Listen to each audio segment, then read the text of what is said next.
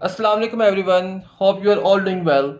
So now we are going to study the another formula of factorization, that is a cube plus b cube is equal to a plus b into a square minus ab plus b square.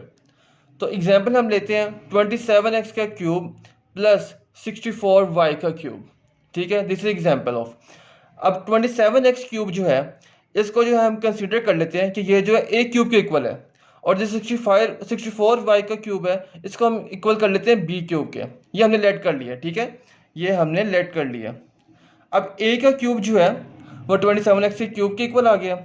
अब जो है हमने find करनी है ए की value. तो ए की value कैसे फाइंड करेंगे? ए की वैल्यू ऐसे फाइंड करेंगे कि हम यहाँ पे देखेंगे 27 जो है वो किसका क्यूब है. 27 जो है वो 3 का क्यूब होता है. 3 3 9 एंड 9 3 27. तो 27 3 इंटू 3 की पावर 3 जो है ये 27 के इक्वल होता है. ये हमने ऐसे लिख दिया. फिर उसके बाद जो है x की पावर 3 जो है वो हमने ऐसे लिख दिया जैसे हमें गिवन थी. फिर a की पावर 3. अब हमने इस 3 को जो है वो ख़त्म करना था, यानी हमने a की पावर 1 निकालनी है. तो इसको ख़त्म कैसे करेंगे? हम जो है दोनों साइड्स पर, बोथ साइड्स पर मल्टीप्लाई कर देंगे पावर को 1/3 के साथ.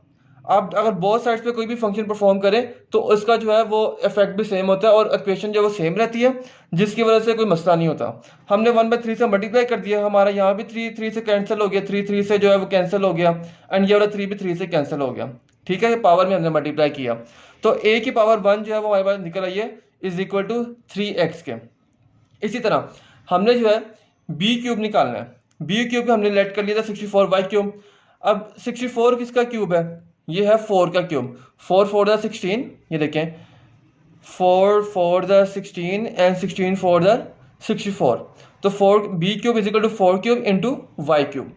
अब b के क्यूब को भी हमने ख़त्म करना है, हमने b की पावर 1 निकालनी है. ठीक है, तो b के क्यूब कैसे खत्म करने के? हम जो पावर में जो है मल्टीप्लाई कर देंगे 1/3 के साथ ऑन बोथ साइड्स.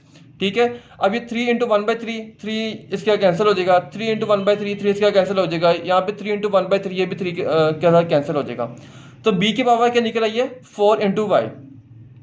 तो ये b की पावर 1 जो है ये जो है 4y के इक्वल निकल आएगी. ठीक है, अब हमने फॉर्मूला के अकॉर्डिंग क्या चलना है. तो हमारा a cube plus b cube था वो ये था. अब हमने जो है इससे जो है ये निकालना है.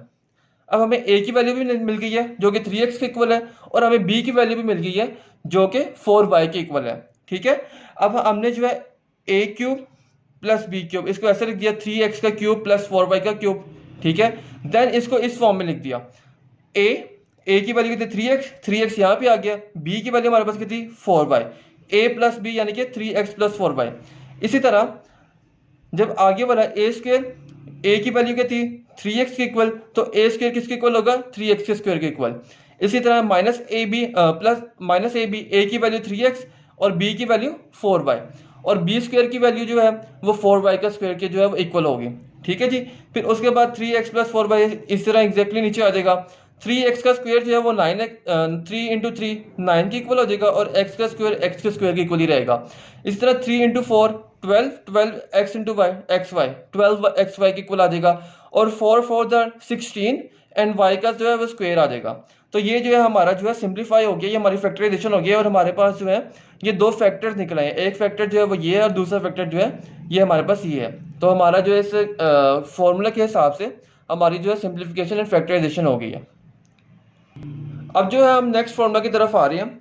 वो फॉर्मूला क्या है? a cube minus B cube is equal to a minus B into A square plus A B plus B square. अब जो हमने पहले फॉर्मूला पढ़ा है उसमें इसकी जगह पे जो था वो प्लस था. ठीक है जी, यहाँ पे प्लस था, और यहाँ पे जो था वो माइनस था, माइनस ए बी था.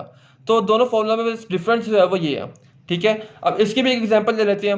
एग्जाम्पल हमारे पास दी हुई है 1 माइनस 125 इंटू एक्स क्यूब. हम जो है 1 को जो है a क्यूब के इक्वल लेट कर लेते हैं, एंड 125x के क्यूब को जो है हम b क्यूब के इक्वल जो है वो लेट कर लेते हैं. हमने जो है 1 की वैल्यू निकालनी है. ठीक है, अब a की पावर 3 जो है वो 1 है. ठीक है, अब हमने 3 को खत्म करना है, इसको मल्टीप्लाई कर देते हैं 1/3 के साथ, और 1 को मल्टीप्लाई करते हैं 1/3 के साथ. 1 की पावर जो मर्जी हो जाए, 1 हमेशा जो है वो 1 ही रहता है. आप इसको जैसे मर्जी कैलकुलेट कर लें, इसकी पावर जो है जो मर्जी हो जाए वो 1 ने 1 ही रहना है. तो a की 3 इंटू 3 से कैंसिल हो जाएगा, a की पावर इज इक्वल टू जो है 1 आ जाएगा. इसी तरह b क्यूब है, b क्यूब जो है 125x क्यूब के इक्वल है. b क्यूब को ऐसे भी लिख सकते हैं कि 5x का क्यूब जो है ये यानी 5 इंटू 5 ये जो है 125 के जो है इक्वल होता है। ठीक है, तो हम इसको ऐसे भी लिख सकते हैं 5x का होल क्यूब।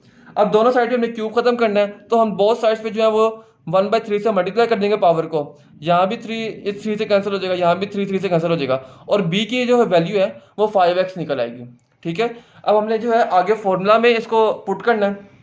a की वैल्यू हमारे पास क्या है, 1 है। ठीक है, b की वैल्यू हमारे पास क्या है, 5x है। 1 minus 5x, a minus b जो है 1 माइनस 5x के इक्वल आ गया। Then a square 1 square, a की वैल्यू 1 है एंड जो b है उसकी वैल्यू जो है वो 5x है।